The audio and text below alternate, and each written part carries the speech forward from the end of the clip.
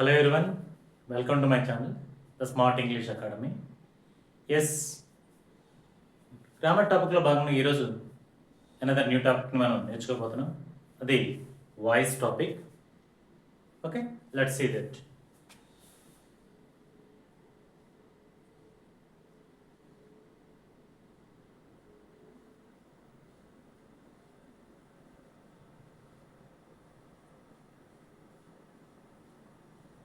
He ate an apple. An apple was eaten by him. ఇక్కడ ఈ two statements చూసినట్లయితే రెండిట్లో పెద్ద మీనింగ్ అనేది డిఫరెంట్ అవ్వదు. He ate an apple, an apple was eaten by him. ఇక్కడ హీ అనేది సబ్జెక్ట్, ఏట్ అనేది verb, V2 form of the verb, an apple అనేది ఆబ్జెక్ట్. ఈ సెకండ్ స్టేట్మెంట్ an apple అనేది సబ్జెక్ట్, was eaten అనేది verb, by అనేది preposition and him అనేది object. Okay, ఈ ఈ టూ స్టేట్మెంట్స్ ఇక్కడ మీనింగ్ చూసినట్లయితే పెద్దగా డిఫరెన్స్ అనిపించదు. He ate an apple was eaten by him. Okay, అయితే ఈ ఫస్ట్ స్టేట్మెంట్లో ఇక్కడ యాపిల్ తినదెవరు? హీ, అతను. ఓకేనా, హీ ఏట్. నెక్స్ట్ తిన్నది యాపిల్. ఓకేనా, నెక్స్ట్ సెకండ్ స్టేట్మెంట్లో చూసినట్లయితే an apple was eaten by him. Apple తినబడింది, అతను యాపిల్ తిన్నాడు, యాపిల్ అతని చేత తినబడింది. ఓకే, సో ఇక్కడ subject is doer of the action. First సెంటెన్స్లో సబ్జెక్ట్ అనేది డూయర్ ఆఫ్ ది యాక్షన్గా ఉంది. అంటే సబ్జెక్ట్ ఎవరు? హీ. అతను డూయర్ ఆఫ్ ది యాక్షన్. అంటే ఇక్కడ సబ్జెక్ట్ అనేది doer of the action. Okay, doer of the action, doer of the action. ఈ యాక్షన్కి subject doer. Okay, sorry, okay, action, doer of the action. అదే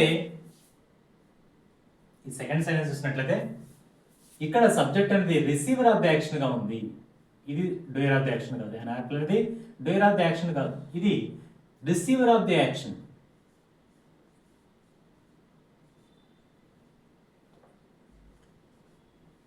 receiver. Okay, receiver of the action అంటే receiver of the action ఈ యాక్షన్ని receive చేసుకుంటుంది. Okay, so దీన్ని బట్టి మనం voice అనేది రెండు రకాలుగా ఉంటుందని చెప్పుకోవచ్చు. ఒకటి active voice and passive voice. Active వాయిస్లో సబ్జెక్ట్ అనేది యాక్టివ్ వాయిస్లో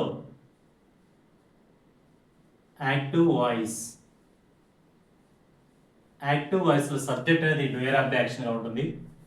ప్యాసివ్ వాయిస్లో సబ్జెక్ట్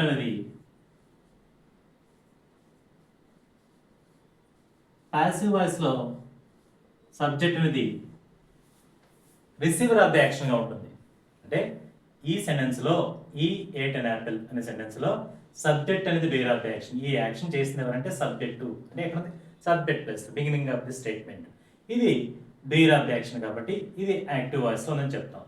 అదే ఈ సెంటెన్స్లో చూసినట్లయితే ఇక్కడ అన్ యాపిల్ అనేది రిసీవర్ ఆఫ్ ది యాక్షన్. ఈ యాక్షన్ యాపిల్ చేయలేదు, యాపిల్ చేయబడింది, ఓకే, తినబడింది. ఓకే, కాబట్టి ఇక్కడ సబ్జెక్ట్ అనేది రిసీవర్ ఆఫ్ ది యాక్షన్ కాబట్టి ఇది ప్యాసివ్. అంటే సబ్జెక్ట్ అనేది ప్యాసివ్లో ఉంది కాబట్టి దీన్ని ప్యాసివ్ వాయిస్ అని చెప్తాం, ప్యాసివ్ వాయిస్ చెప్తాం. Okay, now let's see.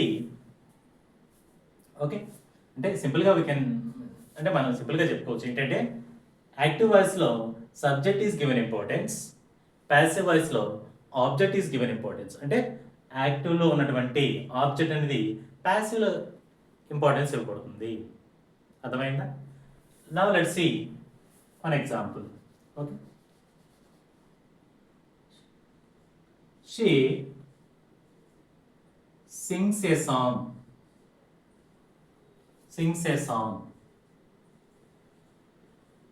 ఈ సెంటెన్స్ ని a song is sung by her. ఈ సెంటెన్స్లో అంటే ఇక్కడ ఉన్నటువంటి two sentence she sings a song అంటే ఆమె పాట పాడింది అనే దాంట్లో సబ్జెక్ట్ అనేది షీ కాబట్టి సబ్జెక్ట్ అనేది షీ ఇది యాక్టివ్ వాయిస్లో ఉందని చెప్తాం. అదేవిధంగా ఈ సెంటెన్స్లో అంటే ఏ సాంగ్ ఈ సంగ్ బై హర్ అనే దాంట్లో సబ్జెక్ట్ అనేది ఏ సాంగ్ కాబట్టి ఇక్కడ ఇది ఓకేనా, అంటే ఇక్కడ సబ్జెక్ట్ అనేది రిసీవర్ ఆఫ్ ద యాక్షన్ కాబట్టి దీన్ని ప్యాసివ్ వాయిస్గా చెప్తాం. అంటే ఇది యాక్టివ్ వాయిస్ అండ్ ఈ సెంటెన్స్ ప్యాసివ్ వాయిస్లో ఉంది.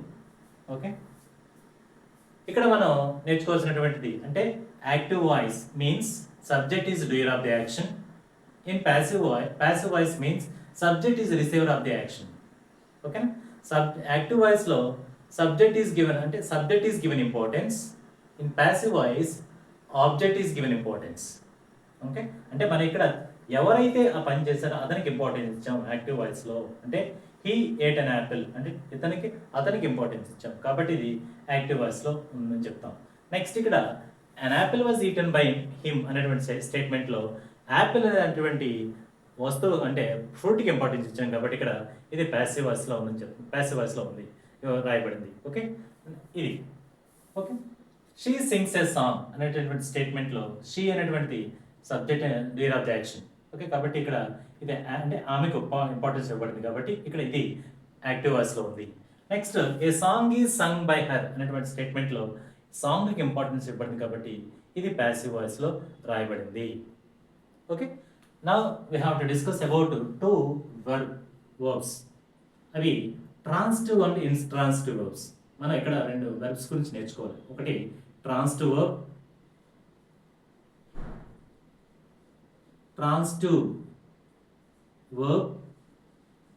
ఒకటి ట్రాన్సిటివ్ వర్బ్, మరొకటి ఇంట్రాన్సిటివ్ వర్బ్.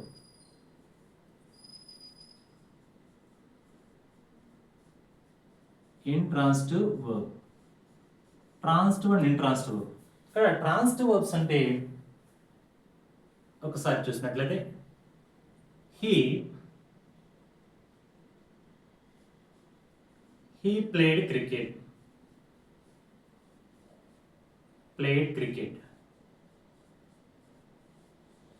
ఇక్కడ ఈ సెంటెన్స్లో he played cricket. What did he play? Cricket. Okay, ఇక్కడ ప్లేడ్ అనేది వర్బ్ అనమాట. ఇది ట్రాన్సిటివ్నా ఇంట్రాన్సిటివ్ అనేది ఎలా చెప్తామంటే if the action transfer from subject to object through the verb. ఈ సెంటెన్స్లో యాక్షన్ అనేది అంటే ఈ వెర్బ్ అనేటువంటి యాక్షన్ సబ్జెక్ట్ నుంచి ఆబ్జెక్ట్కి ట్రాన్స్ఫర్ అయినట్లయితే, ఈ యాక్షన్ సబ్జెక్ట్ నుంచి ఆబ్జెక్ట్కి ట్రాన్స్ఫర్ అయినట్లయితే దీన్ని ట్రాన్సిటివ్ వర్బ్గా గుర్తిస్తాము. అంటే ఇక్కడ ఈ క్వశ్చన్స్తో ఫర్ ఎగ్జాంపుల్ ఈ వర్డ్స్తో who, whom, whose and what, ఈ వర్డ్స్తో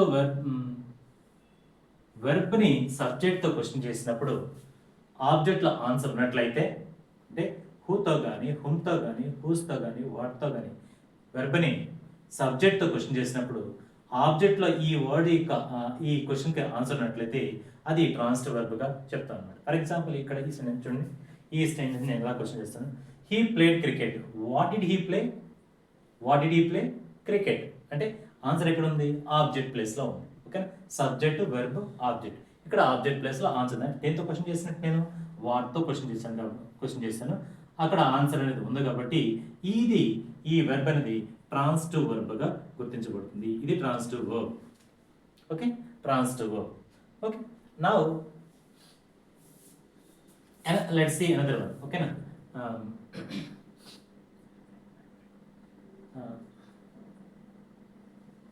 I met my friend.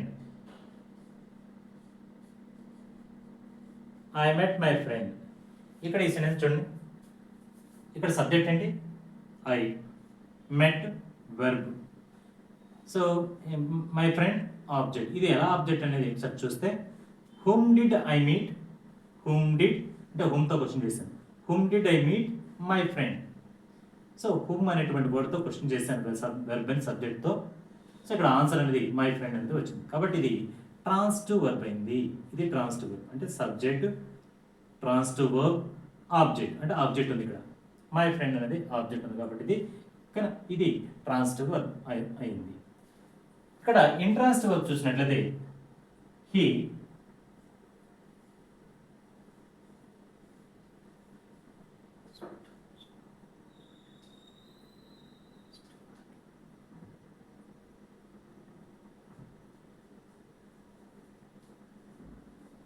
goes to market daily.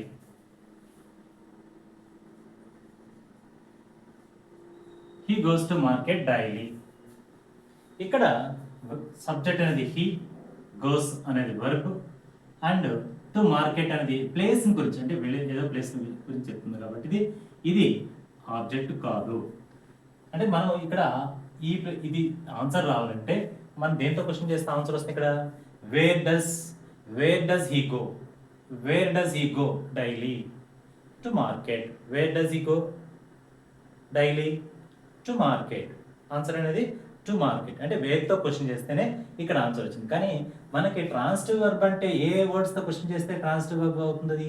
హూతో కానీ, హుమ్తో కానీ, హూస్తో కానీ, వాట్తో కానీ క్వశ్చన్ చేసినట్లయితే అక్కడ ఆబ్జెక్ట్ ప్లస్ ఆన్సర్ ఉన్నట్లయితే, ఆబ్జెక్ట్ ప్లస్ ఆన్సర్ ఉన్నట్లయితే అది ట్రాన్సిటివ్ వర్బ్ అవుతుంది. కానీ వేర్తో క్వశ్చన్ చేసిన, అంటే except these words and interrogative words, మనం వేరే వర్డ్స్తో క్వశ్చన్ చేసినట్లయితే ఆన్సర్ వచ్చినట్లయితే అది ఇంట్రాన్సిటివ్ వర్బ్ అనబడుతుంది. కాబట్టి ఇది ఇక్కడ గోస్ అనేది intransitive verb.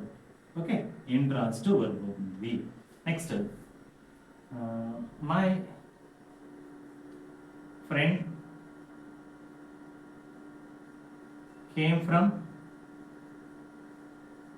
came from America. My friend came from America. ఇక్కడ my friend అనేది సబ్జెక్ట్, came అనేది verb. Okay, subject verb, came అనేది verb, from America అనేది ప్లేస్ గురించి తెలియజేస్తుంది. ఓకే, ప్లేస్ ఇది. ఇక్కడ మనం ఇక్కడ వెర్బ్ దేంతో ఎలా క్వశ్చన్ చేస్తాం?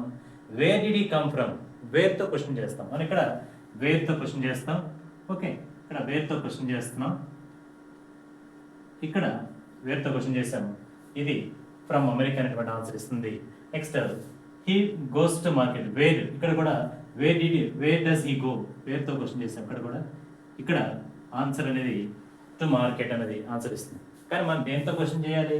అదే ట్రాన్సిటివ్ వర్బ్ అవ్వాలంటే దేంతో క్వశ్చన్ చేయాలి? హూతో కానీ, హుమ్తో కానీ, హూస్తో కానీ, వాట్తో కానీ క్వశ్చన్ చేసినట్లయితే అక్కడ ఆన్సర్ ఉన్నట్లయితే ఆబ్జెక్ట్ ప్లేస్లో అది ట్రాన్సిటివ్ వర్బ్ అవుతుంది. రిమైనింగ్ వేర్తో కానీ, వెన్తో కానీ క్వశ్చన్ చేసినట్లయితే అక్కడ అంటే క్వశ్చన్ చేసినప్పుడు ఆన్సర్ వచ్చినట్లయితే అది ఇంట్రాన్సిటివ్ వర్బ్గా చెప్పబడుతుంది. కాబట్టి ఇక్కడ ఇది ఇంట్రాన్సిటివ్ వర్బ్. ఓకేనా, intransitive verb. So transitive verbs only can be change into passive voice. మనం ట్రాన్సిటివ్ వర్బ్స్ మాత్రమే యాక్టివ్ నుంచి ప్యాసివ్ వాయిస్ మార్చగలము. ఇంట్రాన్సిటివ్ వర్బ్స్ని ప్యాసివ్ వాయిస్లోకి మార్చలేము. గుర్తుపెట్టుకోవాల్సింది ఏంటంటే అక్కడ ఆ సెంటెన్స్లో object, subject, verb, object find out చేయాలి. సబ్జెక్ట్, వెర్బ్, ఆబ్జెక్ట్ ఉన్నట్లయితే ఆ సెంటెన్స్ని ప్యాసివ్ వాయిస్లోకి మార్చగలము. ఓకే, అక్కడ ఆబ్జెక్ట్ కానీ లేకపోయినట్లయితే, ఓకేనా, అంటే అది ఇంట్రాన్సిటివ్ వర్బ్ అయినట్లయితే ఆ సెంటెన్స్ని మనం ప్యాసివ్ వాయిస్లోకి మార్చడానికి వీలు పడుతుంది. Understand? That's now let's see rules to change active into passive voice.